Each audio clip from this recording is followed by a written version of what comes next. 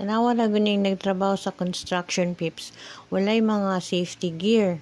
Dapat nanis na yung mga safety gear kay iwasan na tong mga daghan kay nahitabo nga mga aksidente sa construction, kundi maipit sa mga bakal, kuan sa mga daghang lansang. Ang dapat natin safety shoes o kaning magkat-kat diha, dapat na sila kanang magunitan gani.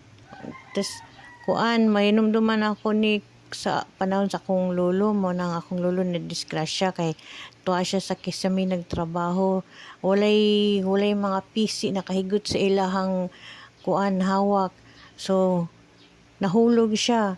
Pila ka years niyang giantos, sige siya kahigda kay natandog ang iyahang spinal cord, tapos walay kwartang ipa-opera, so sige gid siya higda. So dapat kaning mga construction worker naagin sila yung mga safety gear, kana kuan pagud sila mga bakal, mga bugat kayo naa sa ibabaw, walay mga PC nakahigot silang lawas ug mahulog diretso gyud. Taas pag nila hanggi tungtungan.